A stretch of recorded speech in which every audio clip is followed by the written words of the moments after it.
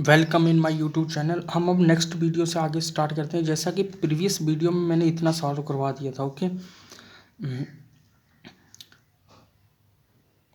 इस second row को इसके साथ हम मल्टीपल करेंगे, क्या आ जाएगा 6000 को इसके साथ करेंगे तो हमारे पास 15,000 आ जाएगा। फिर 20,000 को अगर हम 1.5 रुपया से करेंगे, 20,000 आइटम में जो वो 1.5 रुपया, एक आइटम 1.5 रुपया की और 20,000 आइटम कितने की आएगी, एक 1.5 की तो 10 15 की होगी। 100 है जो वो 150 की होगी। 1000 1500 की होगी और 10,000 15,000 की होगी और 20,000 30,000 की होगी। ओके, अब 8 आइटम, अगर एक आइटम 1 रुपये की है तो 8,000 कितने की होगी, 8,000 की। तो ये हमारे पास क्या आ गया, 25 और 3 28, 28 तो 8 36 10 46,000। ये आ गया 30,000 और 15,000 45 तो 8 53।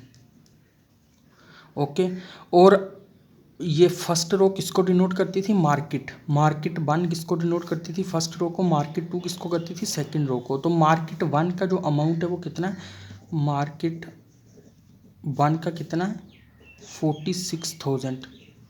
मार्केट 2 का कितना है 53,000। ओके, क्योंकि हमें वहाँ दोनों की अलग अलग निकालने के लिए कहा गया था। ओके, दोनों के अलग अलग। If the unit price of X Y and Z are rate. Okay, ये रेट गिवन दिए हुए हैं कि एक्स आइटम बाई आइटम और जेड आइटम, एक्स आइटम 2.5 रुपये की, बाई आइटम 1.5 रुपये की और जेड आइटम 1 रुपये की है रिस्पेक्टिवली।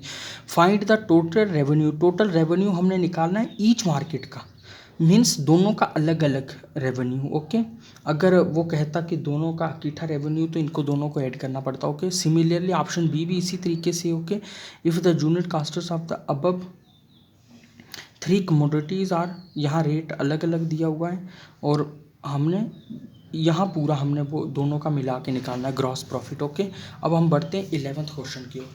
ओके, अब हम चलते हैं 11th क्वेश्चन की ओर, मिसलिनियस एक्सरसाइज का 11th question. Okay, 11th question है जो ध्यान देने वाला है।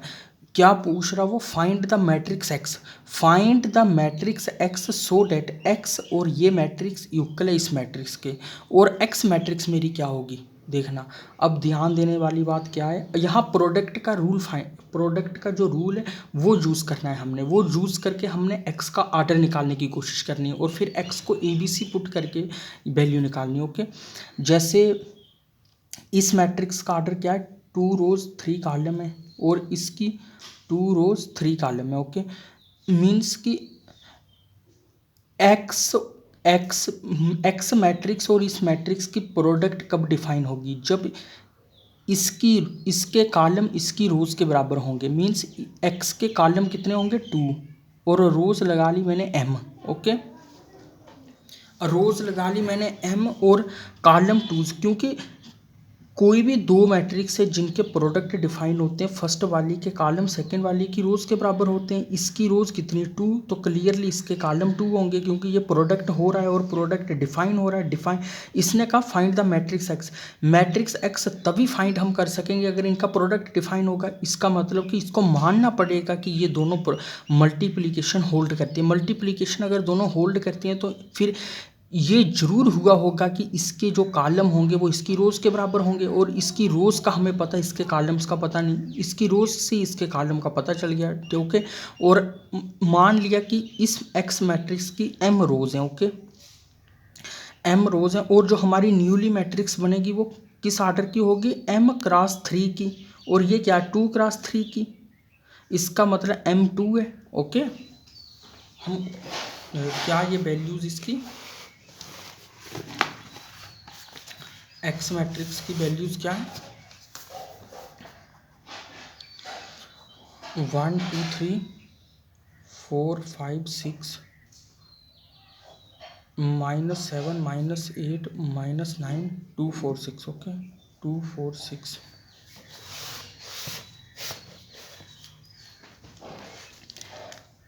इसको हम मान लेते हैं ए मैट्रिक्स। ओके, इसको मान लेते हैं हम बी, तो क्या हो जाएगा हमारे पास एक्स ए = B.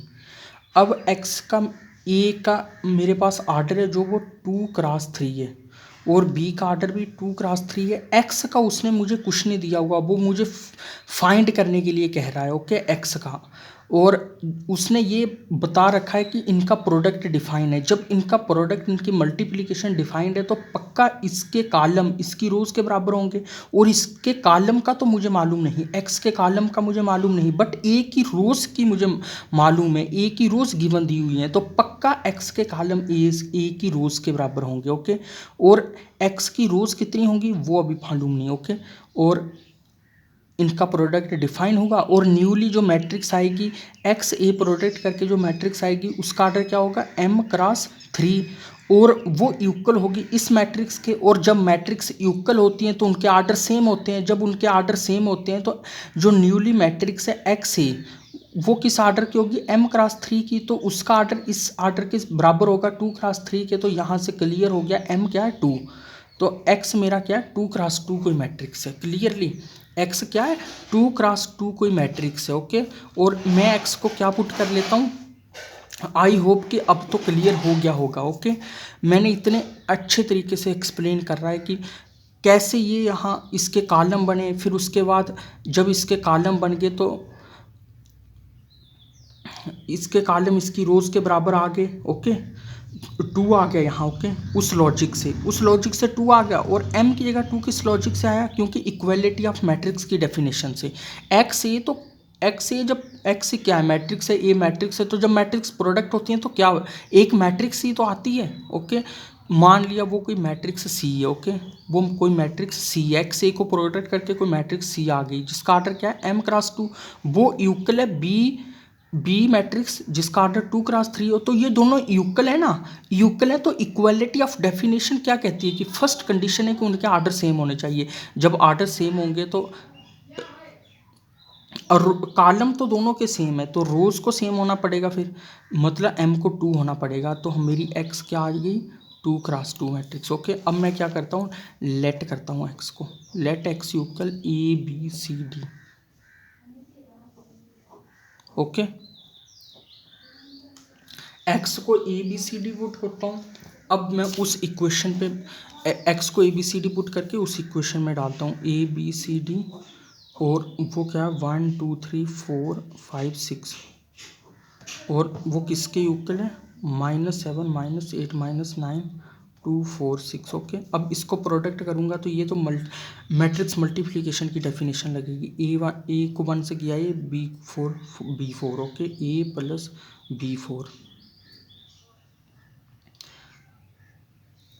2A + B5, 2A + B5 means 5B और B5, 3A + 6B, ओके। और ये क्या आ गया C + 4D,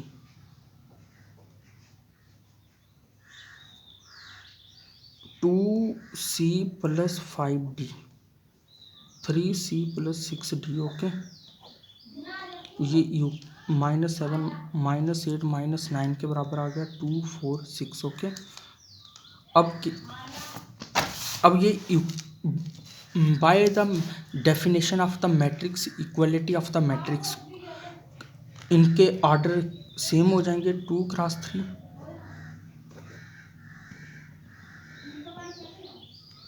2×3 इनके आर्डर सेम हो जाएंगे। जब इनके आर्डर सेम हो जाएंगे तो क्या करना, फिर हमने इनको इक्वेट कर देना है, ओके। A + 4B इक्वल आ जाएगा -7 के, 2A + 5B इक्वल आ जाएगा -8 के, 3A + 6B इक्वल आ जाएगा -9 के, ओके। आई होप कि आप इन इक्वेशंस को सॉल्व करके ABC की वैल्यू निकाल देंगे, okay. Thanks for watching the video, please share as much as you can, and I am making video for the sake of you, okay, and it's your right to share it till it reach each needy student of 12th, okay. Thanks for watching the video.